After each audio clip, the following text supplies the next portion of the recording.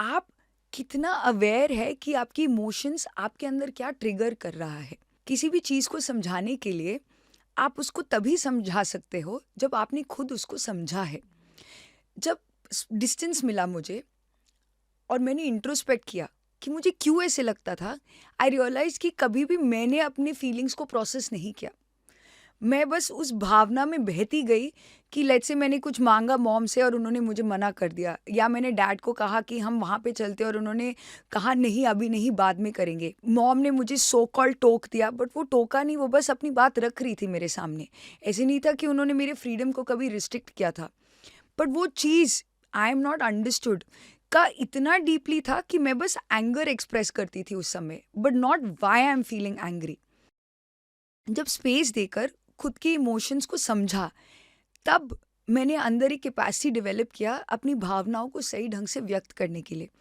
This help me a lot because हमारे relationship में और इवन जब हमारे ऑफिस में है, we come from different days. आपका उस दिन का माइंडसेट, आपके घर पे क्या चल रहा था, वो सारी चीज़ें कुल मिलाकर how I am feeling, how you are feeling can be very different, and it's very natural कि हम एक ही पॉइंट पे नहीं अग्री करते।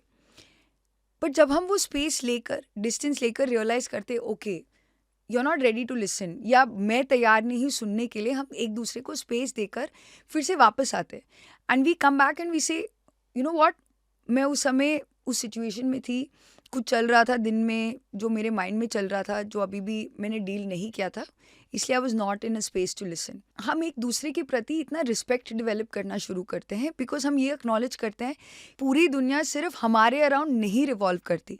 हर एक पर्सन अपने अपने जर्नी में कुछ ना कुछ गो थ्रू कर रहा है। But it is very important to understand कि आपको अपनी भावनाओं को समझते हुए उसको सही ढंग से व्यक्त करना भी आना चाहिए।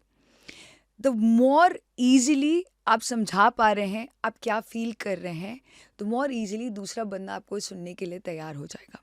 तो यही एक्चुअली एक ब्यूटीफुल इंडिकेटर है, जिससे जितना हम जो हम फील कर रहे हैं, and this actually very beautiful way, हर समय जो आप एक्सपीरियंस कर रहे हैं उसको व्यक्त करना आना चाहिए। जितना हम इमोशनली मैच्योर होते जाएंगे, हम जानेंगे कि क्या चीज़ है जो दूसरे बंदा हमारे को ट्रिगर कर रहा है, क्या मैं फील कर रही हूँ इस सिचुएशन में। हर सेकेंड अवेयर रहते रहना, दैट्स वेरी वेरी इंपॉर्टेंट।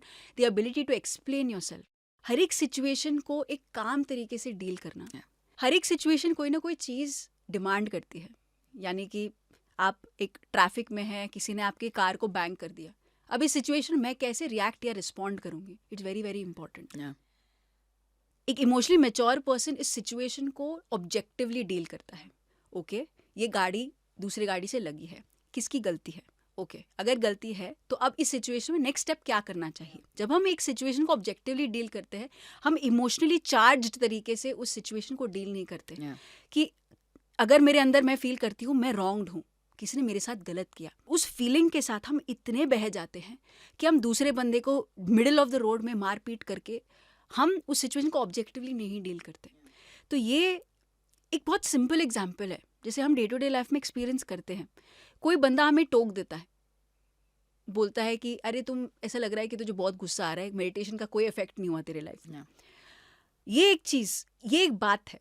अगर आप इसको एक ऑब्जेक्टिवली एक स्टेटमेंट जैसे देखो, तो एक नॉर्मल स्टेटमेंट है, एक थर्ड पार्टी पर्सन बोल रहा है कि हाँ तुम बहुत गुस्से में लग रहे हो, या तुम्हारा फेस बहुत उतरा उतरा सा लग रहा है। ये एक स्टेटमेंट है, पर ये स्टेटमेंट इमोशनली चार्ज तब होता है जैसे हम उसको लेते हैं। हम उस सिचुएशन में कैसे फील कर रहे हैं, अगर हम अवेयर नहीं हैं, उस बात को हम एज इट इज लेकर उसको हम रिएक्शन स्पेस पे अपने शब्दों के द्वारा, हमारे एक्शंस के द्वारा करते हैं। एक हस्बैंड वाइफ की लड़ाई ही समझ ले, ये लड़ाई तब बनती है जब एक बंदा इमोशनली चार्ज स्टेटमेंट के साथ आपकी तरफ आता है, मे बी आपके पास्ट को आगे लेकर, ये काम मुझे केवल अकेले ही करना पड़ता है, आप कभी मुझे हेल्प नहीं करते, हमने जो डिसाइड किया था कि आप हमेशा मुझे हेल्प करेंगे वो नहीं कर रहे हैं आप। दूसरी तरफ से वाइफ हो सकता है, हस्बैंड हो सकता है, उन शब्दों को कैसे लेते हैं। एक पर्सन बहुत इमोशनली चार्ज तरीके से उसकी तरफ आ रहा है कि पास्ट को लेकर, इमोशंस को लेकर, गुस्से को लेकर सारा जो भड़ास है वो निकाल रहा है।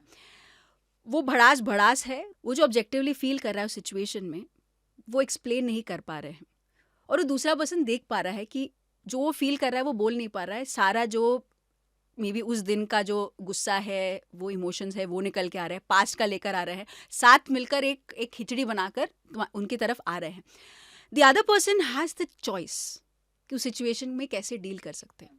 उसको पहले ऑब्जेक्टिवली देखे कि वो कहना चाह रहे हैं, वो बता नहीं पा रहे हैं, और जो वो बोल रहे हैं वो सच भी नहीं है. और उसको ऑब्जेक्टिवली देखते हुए उस समय पे वो कैसे बात करता है, अपनी बात कैसे रखता है, that is very very important, and that can be done very कामली.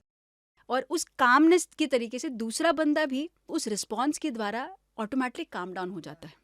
तो इन इमोशनली मैच्योर पर्सन दूसरी तरफ उस बंदे को भी काम डाउन कर सकता है, उसके ट्रू एसेंस के साथ जोड़ सकता है. And that is the power of an emotionally mature person.